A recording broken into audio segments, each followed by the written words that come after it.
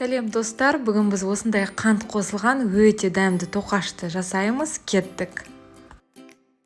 Алдымен бізге жылы сүт керек, сүтімізге аштығымызды, тұзымызды қосып, және де 1-2 қасық қантымыздан қосып аламыз. Мен қанттың ұнның барлығын грамдарын салып қойдым. Енді тек содан 1-2 қасықтан алып, барлығын жақсылап араластырып, біздің аштығымызды көтеруге шамамен 15 минутқа бетін жауып алып қоямыз. Тоқашты міндетті түрде жасап көріңіздер, еш өкінбейсіздер, өте дәмді болып шығады.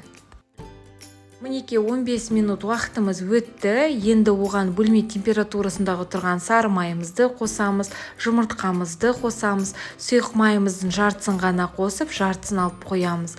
Барлығын жақсылап осындай силиконды қасықпен араластырамыз. Жұмыртқамыз міндетті түрде алдын ала шығарылған, яғни бөлме температурасындағы болу керек.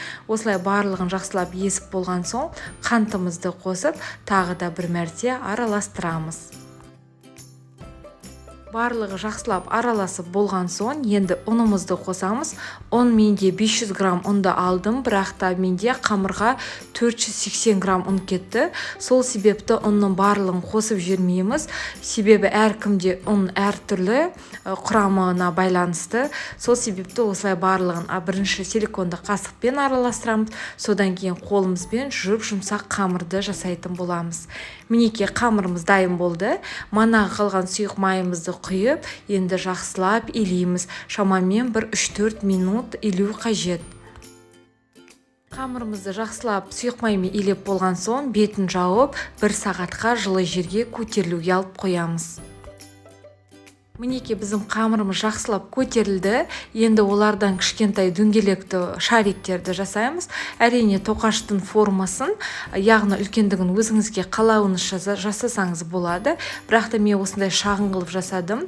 Өйткені бұл шағын қылғанның өзінде бұл тоқаштарымыз жақсы көтеріліп үлкен болып шығады. Енді оған сары майымызды жағамыз, бөлме температурасындағы тұрған қантымызды сеуіп, дәл осы видеодағыдай әдемілетіп формаларды жасаймыз. Достар, ораған кезде қатты орап жүрмеңіздер, өйткені шамалы бостау қылып орасаңыздар, біздің жүрекшелеріміздің ортасы осындай ашық болып келеді.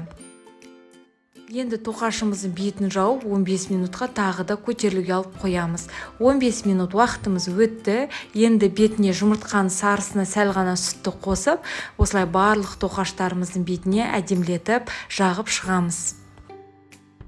Сонымен қатар жоғарыда мен өте дәмді шоколадты пирожныйдың сілтемесін қалдырамын. Сілтемеден өтіп жасап көріңіздер. Енді жұмыртқаның сарысын жақ болған соң, бетіне қантымызды сеуіп, 180 градуста қыздырып тұрған пеште 20-25 минут пісіріп аламыз. Мінеке достар, біздің тоқаштарымыз дайын болды. Дәл осындай тоқаштарды мектеп кезінде асханалардан сатып алушы едік. Сол себепті сіздерге де жасап көруге кеңес беремін. Жұмсақ болып шығады, еш өкінбейсіздер. Сонымен қатар менің каналыма тіркеліп кетуді де ұмытпайық. Сіздермен бірге болған Гаухар ас болсын.